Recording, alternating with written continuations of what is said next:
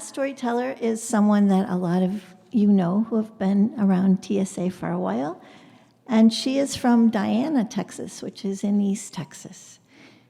She writes that she shares inspirational stories at a local nursing home, substitutes in the children's department at her church, and continues weekly online Bible stories on Facebook.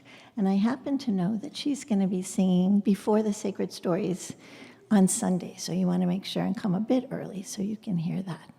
So here she is, Mel Davenport.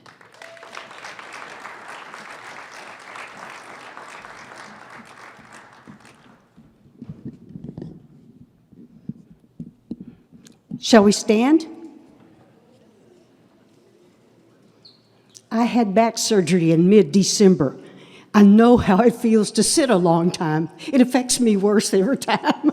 Now you may be seated. I always want to say, shall we stand? I'm from a little town in South Texas called Markham. It was a little bitty town, and in the middle of my senior year of high school, my daddy said, "We're going to move to the city." Scared the way out of me. I'd never been to the city but once or twice. And so, from the big city of Beaumont, Texas, I found Lamar University and enrolled during the fall, met a handsome young man. And my mama said, "Now, I think you need to tend to your college studies because that's very important. So the only time you should be dating is if you're going to church." I want you to know that handsome young man found every revival within the Golden Triangle. One night he took me to a revival there in Beaumont, and the preacher was a trio of musicians, John, Roger, and Coleman McDuff. And they were singing away, and it was the most glorious meeting. And then Brother John took the pulpit, and he began to tell a story. And I want you to know, all of these stories today have been wonderful already, but that story that he told changed my life. And so I want to tell you parts of his story and why it changed my life. John had been a young man in 1947 when the Grand Camp, a big cargo ship, had been seated in the port of Texas City. It was filled with cotton, bales of cotton, peanuts, and rope, and they were loading it with tons of ammonium nitrate fertilizer. When the fire broke out in that fertilizer, they called in the volunteer fire department. They gathered around on the shoreline to watch them fight the fire, but it was useless. The captain said, "Here's what we'll do. I don't want all my cargo to be ruined. Let's just pour steam into it, putting water on it." When they did that, the ammonium nitrate heated up so hot that it exploded. The largest industrial non-nuclear explosion in the country of America happened in April of 1947 at Texas City. Some of you that are my age might have lived that explosion. He began to tell about how devastated everybody was, how many people were killed. He filled in all the facts, and then Brother John said, "I was riding my bike down the road, trying to avoid all the debris and the smoke, trying to get home to Mama.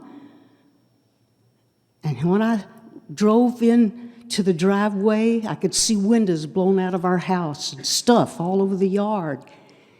He said, "Mama came screaming out the door and grabbed me and hugged me up. She was so glad I was alive.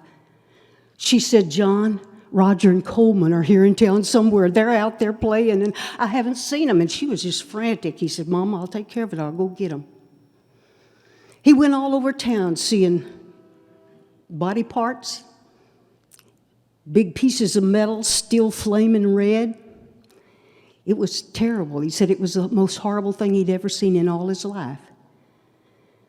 He went to the local gym, the high school gym, and there underneath sheet after sheet after sheet were people who had not survived.